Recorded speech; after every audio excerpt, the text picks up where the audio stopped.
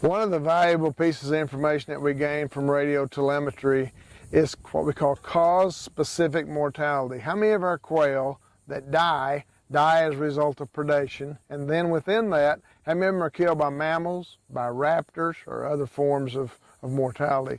And so we're here today again with Brad Kubechka, and Brad's kind of one of our telemetry experts here. And Brad, when we get that mortality signal, we then shift into Quail CSI mode. So tell us, we can look at the feathers at the scene and get some indications. If we've got a depredated nest, we can look at the eggshell evidence sometimes, if it's there.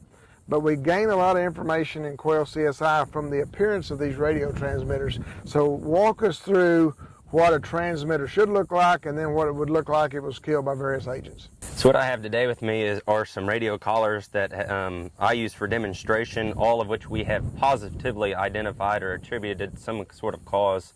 For the most part, using the collars as an index or an example of what maybe killed a bird is just an educated guess, but some of these have been positively identified, kind of dead giveaway clues, finding the collars in a raptor's nest or in a snake or something like that. So what I have with me right here in my hands is just a check collar. The antenna's straight, there's no bite marks, it's a real clean collar. It sits over the quail's head about like that.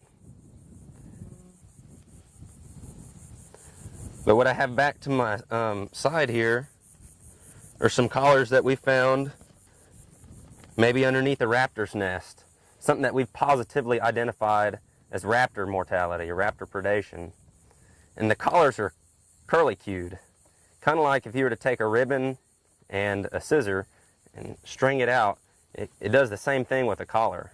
Well, how does a hawk do that? I mean, how does a hawk make that curlicue? What are they doing that does that? Usually they're trying to take that meat and the tendons for the bird, and they're ripping it from the bird, and that the beak from the raptor is just going to string that out and just curl that up. Another good idea is, there's no bite marks on this collar.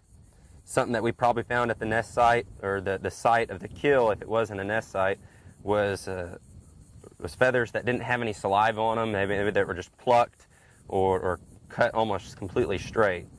But these are both good examples of raptor collars.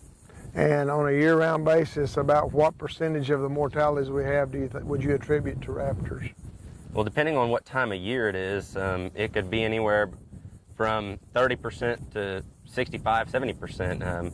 Come November or February, we would have a lot more raptor mortality because of that raptor migration.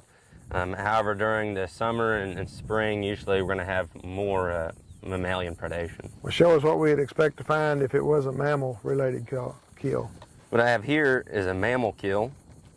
If you look really close at the collar, you can see little dots. Those are from the teeth clenching down on the collar. You can also see it's kind of scraggly. It's not curly-cued like our raptor example. And when we found this kill, we likely found the feathers to be matted with saliva, strung out and just pretty much decimated. Kind of like someone, it was just a few down feathers left and not much else. So basically, our role is to become, depending on your vintage, either Sherlock Holmes, if you're my vintage Quincy, or your vintage CSI Horatio Kane. And the point being that some critical thinking is involved in this, the powers of observation. All these are skills that as a professional, as a coroner, if you will, we have to use to try to piece together what happened to that bird.